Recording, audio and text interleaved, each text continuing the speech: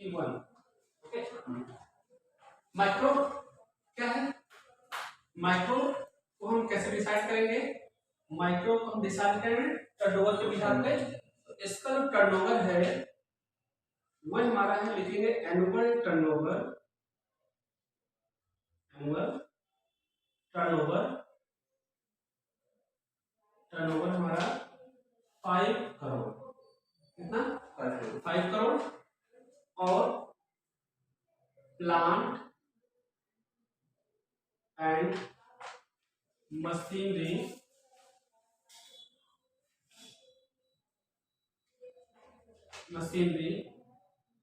Investment, plant and machinery investment, ये कितना होना चाहिए? 1 करोड़। कितना होना चाहिए? 1 crore total.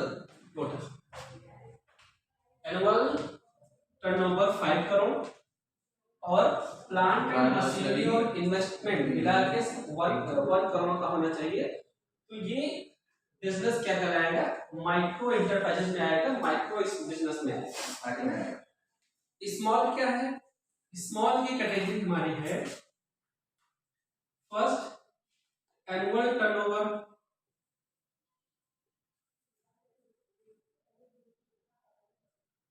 Annual turnover 50 crore. कितना? 50 करोड़। 50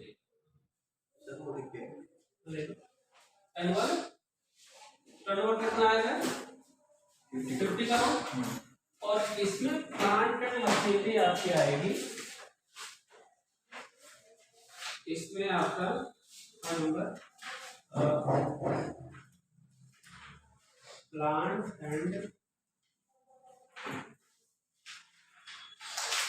मशीनरी इन्वेस्टमेंट आएगा आपका 10 करोड़। कितने का आएगा? 10 करोड़ का आएगा। ओके, थर्ड नंबर जो मीडियम था हमारा, मीडियम इंटरप्राइजेस। मीडियम इंटरप्राइजेस क्या था? इसके अंदर वो बिजनेस आते हैं जिसकी annual turnover 250 crore, 250 crore annual turnover हो, और प्लांट एंड मशीनरी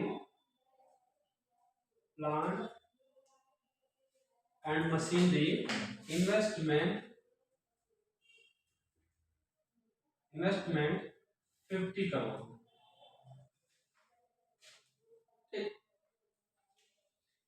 ये हो गया हमारा क्या? मैक्सिमम लिमिट है ना ये? हाँ, ये मैक्सिमम हाईएस्ट लिमिट है। इसके बाद इनका जैसे हम लोग माइक्रो इंडस्ट्री, माइक्रो बिजनेस, जैसे एमएसएमई का फायदा किसको मिलने वाला है? जो माइक्रो में होंगे, ये तीनों को मिलने वाले हैं। बट अभी जो सेक्शन अमेंडमेंट पहले का 43B तो था ही था, ये एच वाला जो अमेंडमेंट हुआ है, सेक्शन अमेंडमेंट हुआ, उसकी बात कर रहे हैं, ठीक ना? तो एच वाला अमेंडमेंट हुआ। अब सबसे पहले बात करते हैं अमेंडमेंट क्या हुआ, बात इस पे। देखिए, अमेंडमेंट हुआ, गवर्नमेंट ने भी लेटेस्ट अमेंडमेंट ये किया था 1 अप्रैल 2023 में अमेंडमेंट किया कि अगर कोई भी बिजनेसमैन किसी एमएसएमई रजिस्टर्ड से कोई सामान खरीदता है तो उसका payment within 15 days and 45 days के अंदर आपको करना है। ठीक है, ये अमेंडमेंट हुआ था। ठीक, अब दूसरा अमेंडमेंट हुआ भाई नहीं करेंगे तो क्या होगा?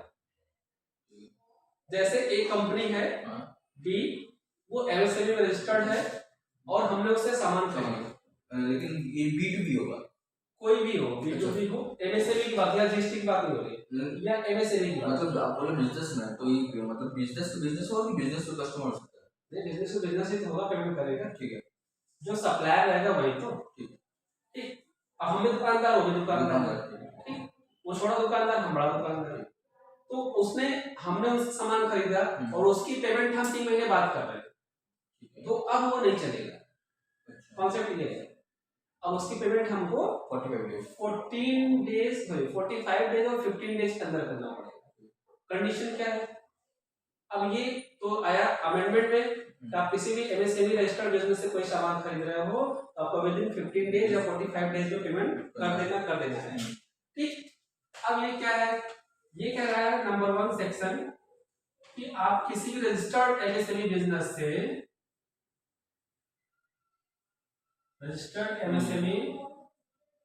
बिजनेस से कोई भी डील कर रहे हो, कोई भी सप्लाई ले रहे हो, तो उसका जो पेमेंट है वो 15 डेज एंड 45 डेज के अंदर आपको पे कर देना। ठीक, अब ये दोनों डेज का डिफरेंट क्या है?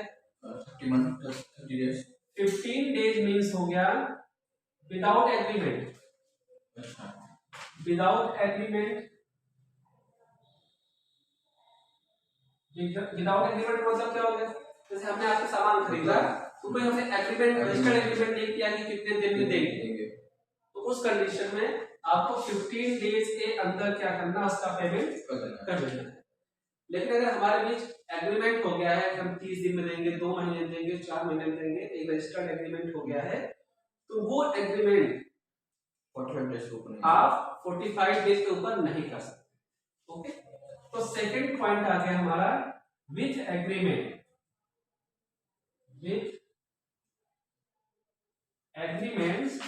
45 डेज। ओके, ये 45 डेज का एग्रीमेंट कर सकते हैं पेमेंट का। अच्छा ठीक है, पेमेंट हमें करना है, लेकिन अगर नहीं करेंगे तो भी कंडीशन में क्या होगा? पेनाल्टी कुछ नहीं है, यही तो मेन कॉन्सेप्ट है। पहले हम लोग क्या करते थे, जितने भी कुछ भी परचेज करते थे या नहीं भी करते थे, हम लोग एक्स्ट्रा परचेज में शो कर देते थे, उससे हमारा एक्सपेंस काउंट हो जाता था और इनकम कम हो जाती थी, टैक्स लायबिलिटी कम कर लेते थे, यही फंडा है। दूसरा, परचेज ना दिखा हम लोग क्या करते थे, सेंडिंग क्रेडिटर में, सप्लायर में हम लोग क्या करते थे, लायबिलिटी दिखा देते थे। बैलेंस शीट में क्या दिखा देते थे, लायबिलिटी दिखा देते थे कि भाई हमारी इतना पेबल लायबिलिटी है सप्लायर में। अब वो चीज थोड़ा सा प्रॉब्लम है। कैसे? पहला कॉन्सेप्ट कह रहा है भाई आपको 15 जितने भी सप्लायर है, अगर वो माइक्रो एमएसएमई में रजिस्टर्ड है तो आपको 15-40 डेज कर देते। ठीक है, नहीं करोगे तो क्या होगा? नहीं करोगे तो भी कंडीशन होती है।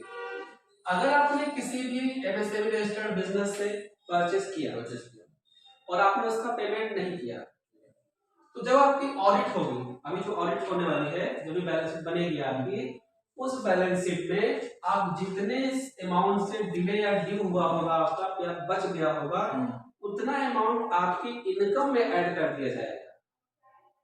क्या कर दिया जाएगा? इनकम में ऐड कर दिया जाएगा। उतना अमाउंट आपकी इनकम में ऐड कर दिया जाएगा। कॉन्सेप्ट यहाँ से फंस रहा है। लेकिन वो तो लायबिलिटी है ना, वही आपने पे कहाँ किया? पे नहीं किया। हाँ, तो वही गवर्नमेंट ने कहा, गवर्नमेंट ने। आप समझो, एक एग्जांपल लेते हैं। मिस्टर ए ठीक ने मिस्टर बी से 5 लाख रुपए का सामान खरीदा। ओके, ये है एमएसएमई में रजिस्टर्ड, एमएसएमई रजिस्टर्ड है। 5 लाख रुपए का सामान खरीदा। ओके, अब इनको देना था 45 डेज में, नहीं दिया। ठीक ना? अब जब ये लास्ट मार्च में जब ऑडिट होगी और बैलेंस शीट बनेगी, और तब तो ये कहाँ आएगी? लायबिलिटी साइड आएगी, सिंडिकेटर की। तो अब लायबिलिटी नहीं जाएगी, ये इनकम आएगा। अब सपोज मार्च में आपकी टोटल इनकम निकल के आई 10 लाख रुपए, नेट इनकम कितनी निकल के आई? 10 लाख रुपए।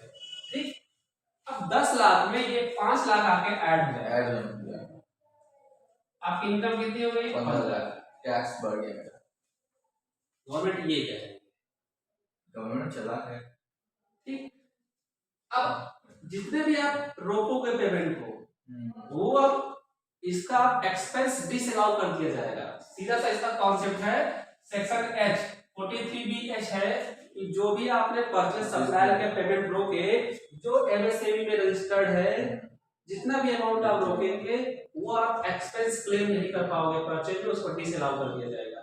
और अगर डिसअलाउ हुआ तो फिर आपके अगले फाइनेंशियल ईयर में कैरी फॉरवर्ड नहीं होगा, वो प्रेजेंट टाइम की इनकम में कन्वर्ट हो जाएगा। अगली बार उसका फायदा ले सकते हो नेक्स्ट ईयर में जाके, नेक्स्ट ईयर पर प्रेजेंट टाइम में वो आपकी इनकम में ऐड हो जाएगा और उस इनकम पे आपको टैक्स पे करना है। मेन कॉन्सेप्ट यहाँ से, फीचर यहाँ से ये भी इंप्लीमेंट हो गया फर्स्ट अप्रैल 23 से है। अब उसका यूज होने वाला है क्योंकि अब बैलेंस शीट बनने वाली है। ठीक, तो ये कॉन्सेप्ट है।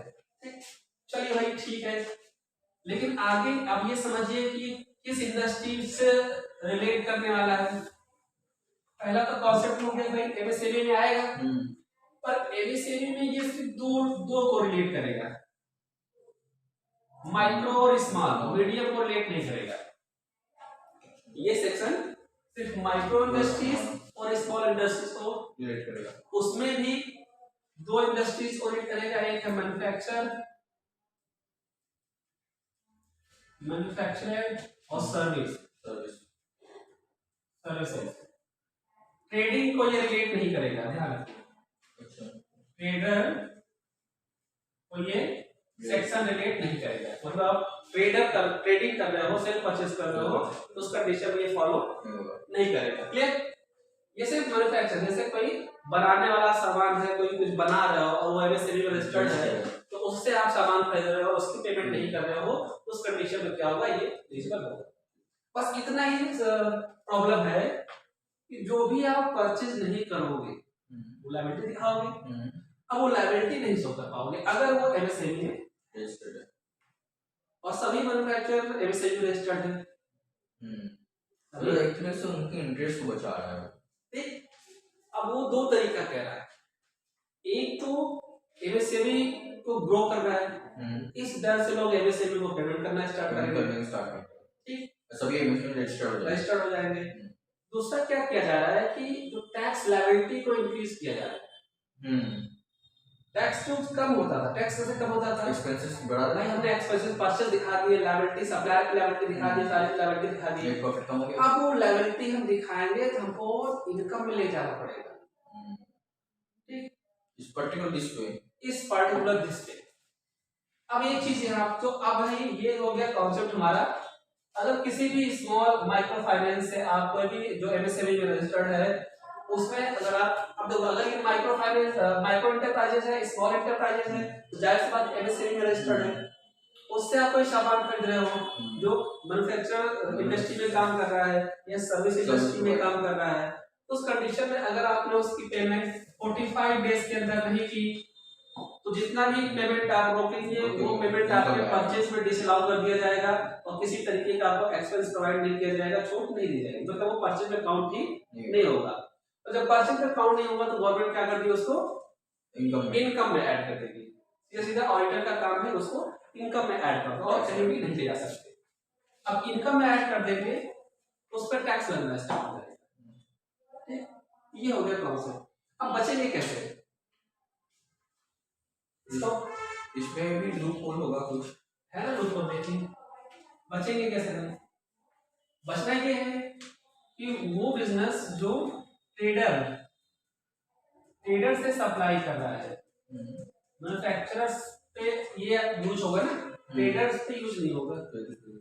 तो हम सामान मैन्युफैक्चरर से ना खरीद के हम ट्रेडर से खरीदेंगे जो सप्लायर है, परचेस कर रहा है। दूसरा कॉन्सेप्ट किस पे लागू नहीं होगा, जो अपने इनकम प्रेजेंटिव बेस पे शो करते हो। प्रेजेंटिव बेस क्या होता है, ITR 44 AD प्रेजेंटिव बेस पे इनकम शो करते हैं सेक्शन इसमें, और कितना शो करते हैं, 8% और 6% ये लोग भरते हैं ना। तो प्रेजेंटिव बेस पे ITR 44 AD भरा जाता है, जिसमें अपनी इनकम को 8% जो आप कैश में ले रहे हैं, 6% जो बैंक के थ्रू आया, ऐसे इनकम शो करते हैं। तो अगर कोई भी बिजनेसमैन इस तरह से प्रेजेंटिव इनकम शो करता है तो वो इस क्राइटेरिया में नहीं आएगा, 44 CB में नहीं आएगा, ठीक है।